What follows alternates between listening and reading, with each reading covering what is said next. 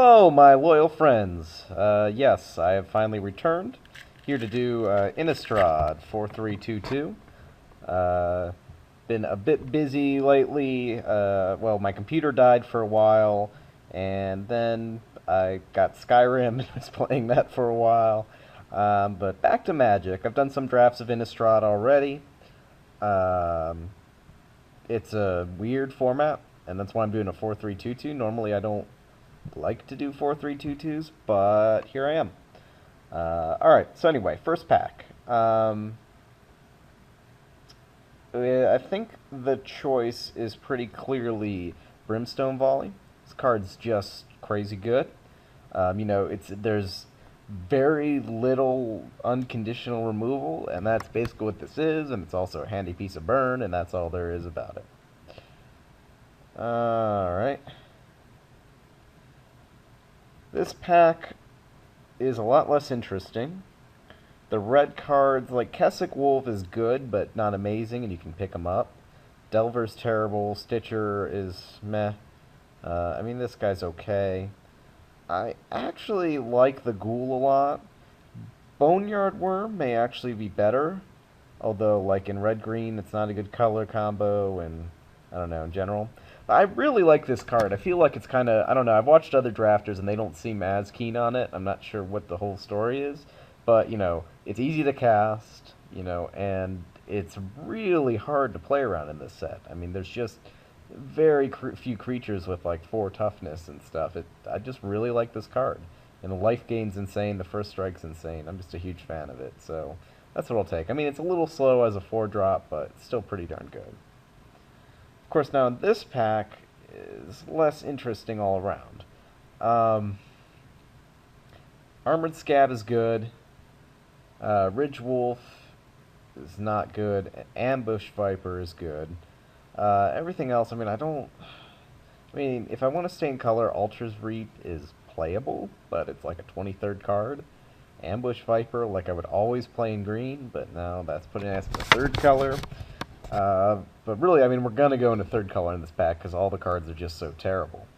So I think I'm going to take the Scab. We're not set on colors yet, and it kind of works with all of these colors.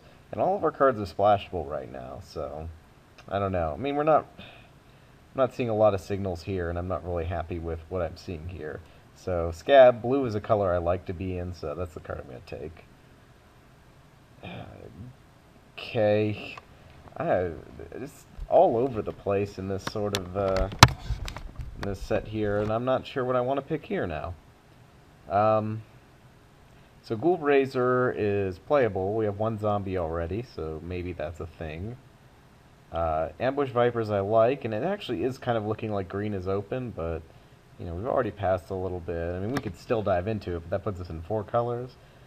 All the other cards just aren't really playable. Moment of Heroism's good, Chapelgeist are good, but, again, not jumping into the 4th color here. So I'm just going to take the Ghoul Razor. It works with our Avatar Ghoul or whatever, so why not? Alright. Man, just nothing in these packs. So white's looking a little open, I guess. There's a Village Bellringer and a Silver Chase Fox, which are both playable. Green's looking fairly open with the Villagers. I think I'm just going to take the Neonate here. I could jump in green, but Villagers still aren't even that exciting. They're just kind of playable. Maybe I should be reading into these signals more, but I find the green decks are just kind of hard to build, and they just kind of fall flat on their face against certain decks, so I don't know. Alright, now here we've got some... Wow. So 2 good blue cards, Makeshift Mauler and the much better Scab Goliath, who is a zombie. We've got a playable green card, 2 playable green cards, and nothing really in black or... Night Revelers are actually pretty good, but would I sooner take the Scab Goliath or just... Scab Goliath is way better than Night Revelers. And I've already got 1 card to kind of activate it. I think I'm just going to take the Scab Goliath. We can probably pick up more Night Revelers. Alright, this pack, bump in the night because we may be black-red. But Nightbird's clutches. Like, I really try to avoid going into 3 colors in this set. I mean, there is some fixing, but it's such a tempo-oriented set that, like, if you are in 3 colors, you will lose 1 or more games in a 3-round tournament to color screw. Like, that'll just happen to you. Anyway, took the Nightbird's clutches. It's actually a lot more playable than I initially thought it was, especially if you're in an aggressive deck. I guess Typhoid Rats is the only pick for us here. And again, we are seeing some white playables and stuff, but nothing way over the top in any color. It's kind of been all over the place here. Maybe you can tell me if I'm missing some signals here or something. I mean, like I said, the green looks like it's a bit open, but I'm always wary to go into green, and it doesn't really mix well with any colors, really, other than white. And we weren't really seeing the green-white. I mean, we saw a few white cards, but I don't know. Anyway, just gonna take the Riot Devils here. They're solid and do whatever. Sure. Altar's Reap is playable. Rainweevil I'll occasionally play. Yeah, there are just a lot of green cards. Well, if we open a green bomb, maybe we'll go into green, but yeah. The Weevils I don't want to play. Trader's Blood I don't want to have to play, but I will. All my other red is pretty playable, especially for aggressive. The blue, I mean, if we see a bunch of blue this pack, we maybe jump back into blue, because we're not, none of these cards are super exciting. Like, Brimstone Volley is our only really quality card that we have over Owl, which is kind of bad right now. But sometimes that's how these drafts go, and sometimes they turn around, or, I mean, since the power level is so low in this set, it's really possible just to build a sort of solid, consistent deck that'll get there, that has some synergy. Here we open Big Bomb in white, but there's also a dead weight. The Big Bomb is double white, and we did see a bit of white that we passed it. So it's either dead weight or maybe jump into white. I think I'm going to just take the safer pick in dead weight, because I do like some of my black cards. And we just really don't have any white right now. And we're going to be passing white and everything, yeah. Galvanic Juggernaut's also pretty good, but I think Deadweight's just better. Deadweight's just a really great card. So this pack, got a number of options. Walking Corpse is always okay. Deranged Assistant, if we are still considering blue, which we might be, but I'm kind of shying away from right now. I think I'm just going to take the Walking Corpse. Again, I mean, okay, so if we had picked the white guy, we would have gotten a Mausoleum Guard, which is kind of unfortunate. Anyway, take the Walking Corpse here.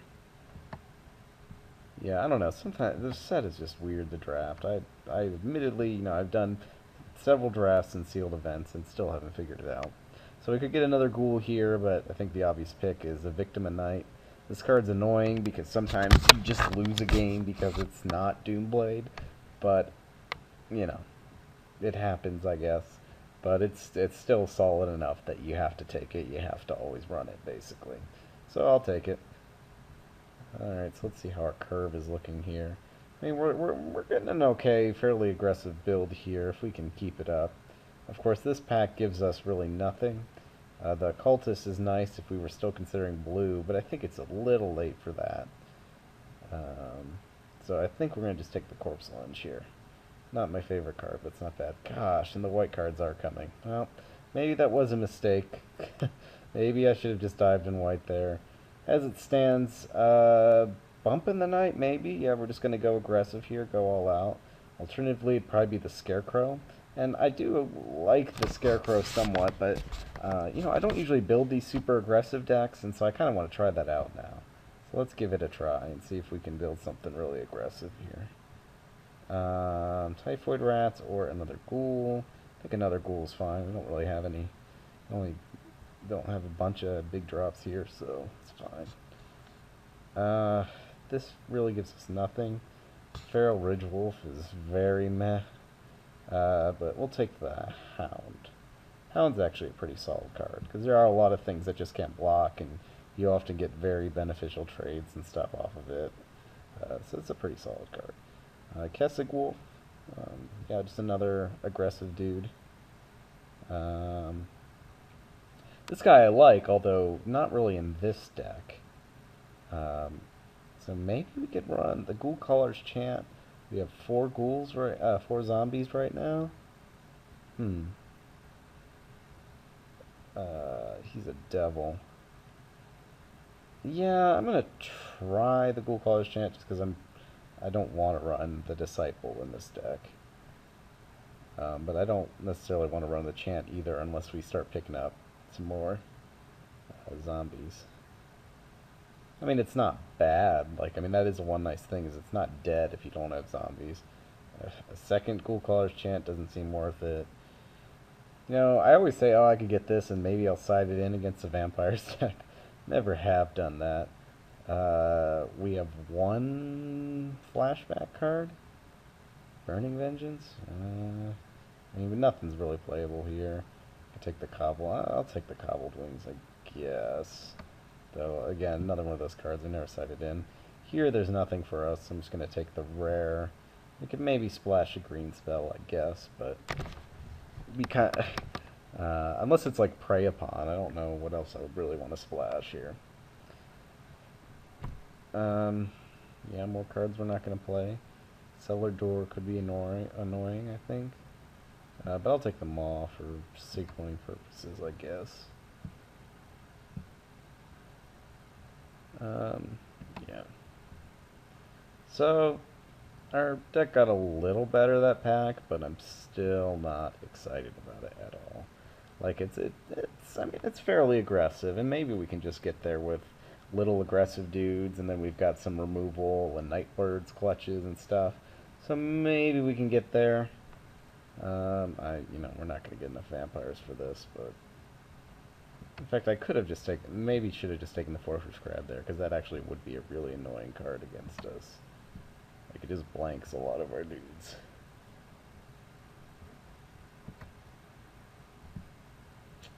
Alright, well, that sucked, but whatever. Alright, okay, Grim, eh? I think we can just splash the blue for him. And he is a zombie. Sack a dude to untap, and then you destroy a creature when he swings, right? Yeah, he's pretty cool and pretty big and pretty bad. And we can, so we can splash that. Because otherwise, well, Harvest Fire I think would be the pick. But we don't really have a lot of ways to dump stuff into our graveyard, so that may not be great. Grim, on the other hand, is pretty sweet. Oh, well. Saw the Grasp. Oh gosh. We just take this whole pack. We got Brimstone Volley, Grasp, and Bloodline Keeper. And another Bump a Night, Harvest Fire. Gosh, yeah, this is our pack right here. But yeah, Bloodline Keeper kind of makes this deck right here. Makes it look a hell of a lot better. Here I almost want to take the Ghoul Razor because of the synergy, but no, we're taking the Geist Flame. It's too good not to take here. So we'll splash the Grim off of like 1 island maybe, which hopefully won't punish us too bad. I mean, our curve's low enough right now that it may not be that big a deal. Here it's between the Neonate and the Blazing Torch. I think I could also take the Walking Corpse for synergy, but we don't have, you know, that much zombie synergy. So I'm just going to take the Blazing Torch. It's not my favorite card, but it's decent removal. Here, this card's not really playable, so it's between Bump and Traveler's Amulet. I'm kind of upset because our creature count's actually a little low here. But I mean, we can't play any, there's no creatures in here for us. And I'm not going to take the amulet, so I'm just going to take the Bump in the Night. Pitchburn Devils are actually pretty good for us. Yeah, I'm happy with that. And here it's either a Ghoul Raiser or a Riot Devil. So how many zombies did we end up with?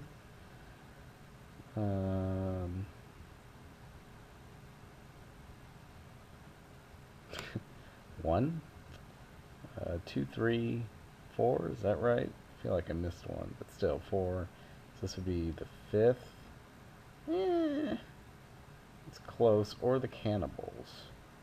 Whenever another human creature dies, which might be alright for us actually. Or the Riot Devils. I'm going to try the cannibals. I haven't played with them much, but I've had them played against me a few times and be really good, so maybe that is good for us. Tormented Pariah or Riot Devils. I think Tormented Pariah is, well, trying to see how aggressive our curve is here. Like, and we've got a few 4-drops already. I'll throw it in. We'll see what happens. We don't have any curses, but there's also nothing else really playable for us here. Don't really care if they run the Silver Chase Fox. I guess this is the most annoying card for us. Let's take that. Matter Skeleton isn't really playable in this deck.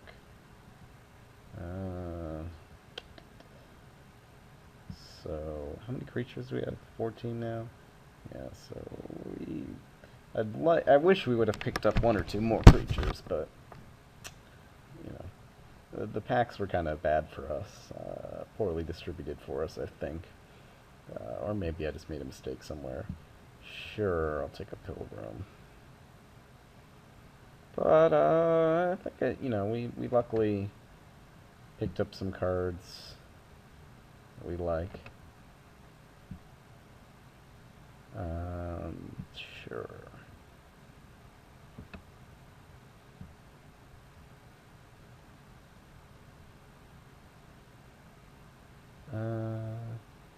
Again, nothing really we want. Guess we'll take the wolf. But I'm not going to splash green. And a Fen Snake, which maybe could get played. I don't know. Alright. So, having the Bloodline Keeper is pretty huge. That was a really good thing to pick up for us. Everything else in this deck I'm not excited about, but Bloodline Keeper, yeah. Brain Weevils, no. Ghouls, Ghoul Raiser, Cannibals, Corpse Lunge, Victim. Do we have a lot of benefits for Altar's Reap? A lot of reasons to run Altar's Reap? I'm not sure. I'm going to put it in for now, but we may pull that out. The rats are actually pretty fun, because they, people won't block these things, and they'll just let themselves take a bunch of damage off of them. Bumping the Knights are good, Deadweight's good. I don't think I'm going to run the Ghoul Caller's channel unless I have to. Hound.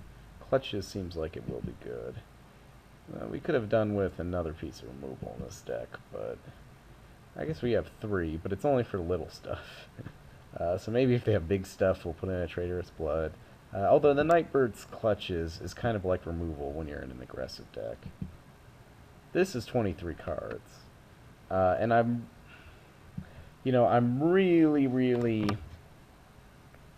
torn on whether or not you should ever really splash colors in this set. Because, Grim's really awesome. But, I couldn't really run more than 2 islands just for him. And then he still requires me to sacrifice creatures and stuff.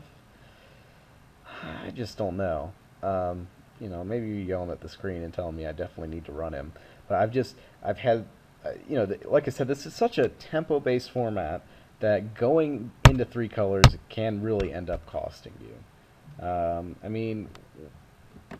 Our red only needs 1 red ever, which is really nice. And maybe I could see, siding in Grim against, I don't know, slower decks or something like that. I think that's what my plan will be. Oh, we have Victim, too. I was thinking we didn't have enough removal, too, but we also have the Victim, so we're actually pretty good on removal. Anyway, but, yeah, so, all our red is mono red.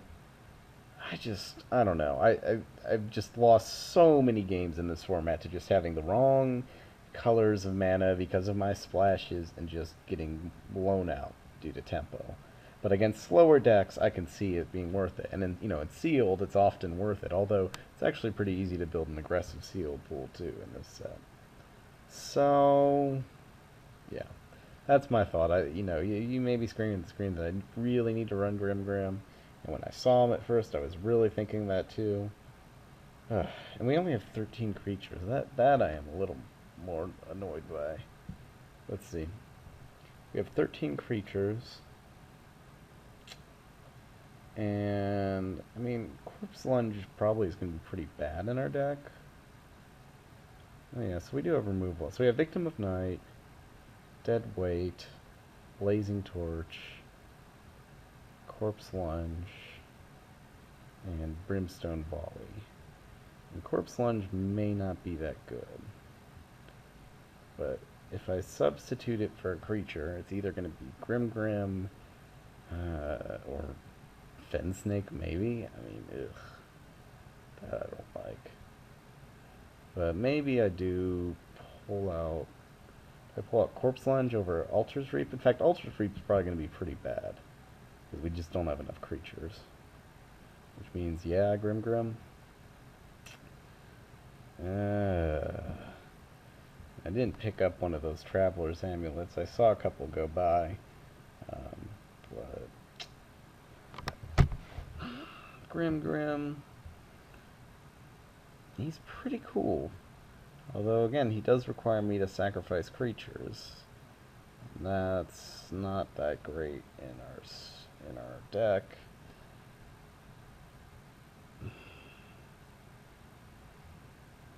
Like, I'd rather... Now let me think for a moment. I'm going to try the Grim Grim thing. I've never played with Grim Grim. Maybe this will end up being a mistake. Maybe not. We'll see. But we'll give this a try. I put 2 islands in, 8 swamps, 7 mountains. I don't think that's too bad. We have a couple double black cards, but it's not too much. I think we'll be alright. Well, we'll give it a try. We'll see if my fears were correct or not. But alright, cool. See you in round 1.